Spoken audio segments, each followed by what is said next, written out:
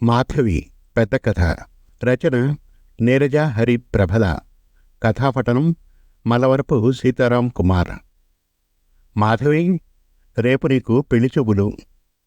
ఊర్లోని చిన్నపిల్లల్ని వెంటేసుకొని చెట్లు పుట్టలు పొలాల గట్ల వెంట తిరక్క రేపన్నా ఇంటిపట్నే ఉండు అన్నారు రాఘవయ్య గారు కూతురితో. కొన్ని రోజుల క్రితమే ఇంటర్ పరీక్షలను పూర్తి చేసుకుని సెలవులకు ఇంటికి వచ్చింది మాధవి.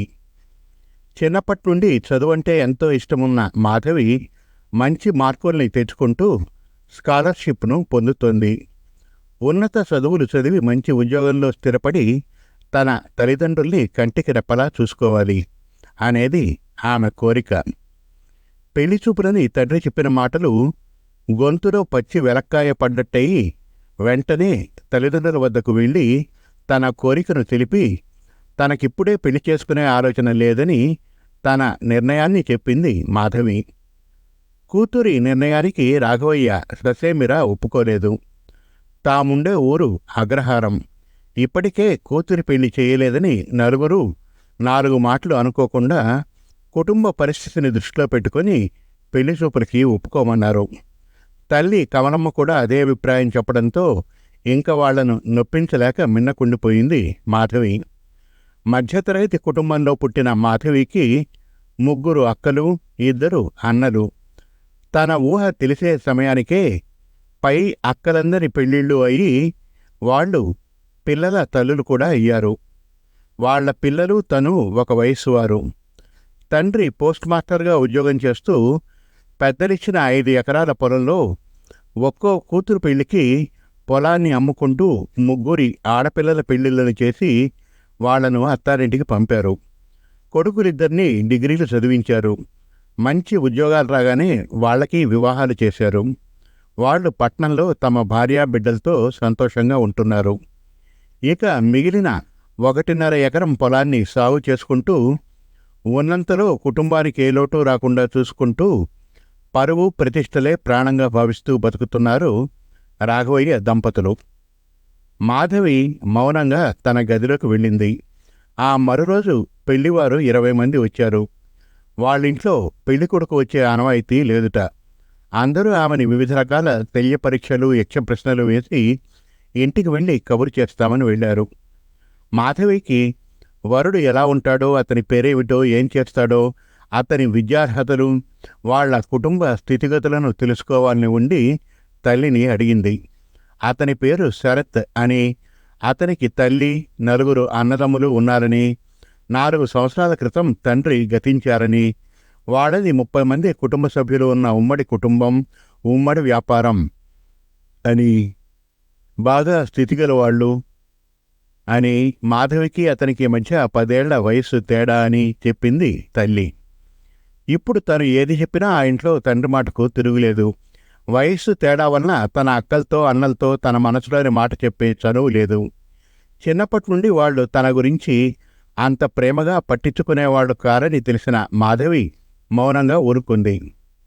ఆ తర్వాత వారం రోజులకు పెళ్లివారి నుంచి మరలా కబురు. ఈసారి పెళ్ళికొడుకు కజిన్సు వాళ్ల భార్యలు వచ్చి మాధవిని చూస్తారుట. వాళ్ళకు కూడా నచ్చాలి అని. సరే రమ్మన్నారు రాఘవయ్య దంపతులు. ఒక రోజున మాధవికి మరలా పెళ్లి చూపులు.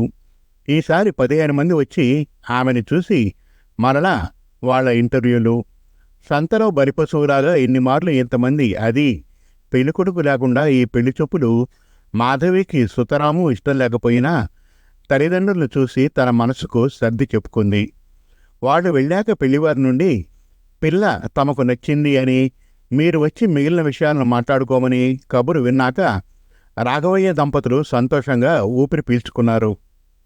రాఘవయ్య గారు ఊర్లోని 4 పెద్ద మనుషులను వెంటనుడుకొని శరత్ వాళ్ళింటికి వెళ్ళి కట్నం, లాంఛనాలు, పెట్టుపోతలు వగైరా విషయాలను మాట్లాడుకొని తాంబూలాలకు ముహూర్తం నిర్ణయించుకొని వచ్చి ఆ విషయాన్ని భార్యకు కూతురికి చెప్పారు.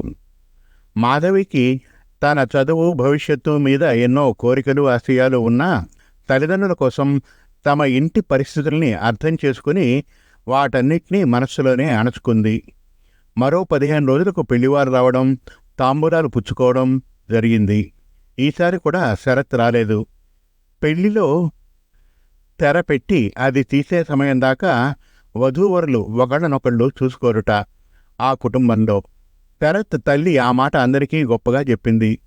పెళ్లి కూతురికి సిగ్గు అనేది సహజ లక్షణమని మాధవిని కూడా ఒక గదిలో వాళ్ళందరూ వెళ్లేదాకా ఉంచారు కమలమ్మ వాళ్ళు. వాళ్లకు భోజనాలు వగైరా అతిథి మర్యాదలతో తలమునకలై వాళ్ళని సంతృప్తిగా పంపించాక తల్లిదండ్రులు మాధవితో, నీవు చాలా అదృష్టవంతురాలివి. నీకు చూసిందే ఈ సంబంధం, వెంటనే అది కుదరడం జరిగింది. వచ్చే నెల 20వ తేదీన తెనాలిలో నీకు పెళ్ళి అని ఆ రోజున తిథి, వారం, సమయం చెప్పారు. కట్న కానుకలు, పెళ్లి ఖర్చుల కోసం ఎకరం పొలాన్ని అమ్మి పెళ్లివారికి ఇవ్వవలసిన కట్నాన్ని ఇచ్చి వాళ్ళు అడిగిన కళ్యాణ మండపాన్ని చూసి కూతురి వివాహ ఏర్పాట్లలో మునిగిపోయారు రాఘవయ్య. అనుకున్న సమయానికి మాధవి, శరత్ల వివాహం ఎటువంటి లోపాలు జరగకుండా చాలా ఘనంగా జరిపించి మాధవిని అత్తవారింటికి పంపించారు రాఘవయ్య దంపతులు. ఎన్నో కలలు, కోటి ఆశలతో బెరుకు బెరుగ్గా సిగ్గుతో అత్తవారింట్లో అడుగుపెట్టిన 17 ఏళ్ల మాధవికి ఆ ఇంట్లో చాలామంది అంతా పెద్ద వయసుల్లో ఉన్నవారిని చూసి మాధవికి కొంచెం భయం, బెంగ వేసింది. తన కూడా తల్లి, తండ్రి రాలేదు.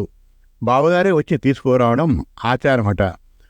లోపలికి అడుగిన మాధవి తన అత్తగారి పాదాలకు నమస్కరించింది. ఇక వరుసగా పెద్దత్తగారులకు, పిన్నత్తగారులకు, పినమామగారులకు, బావగారులకు, తోడి కోడళ్లకు అందరికీ నమస్కారం చేసింది మాధవి.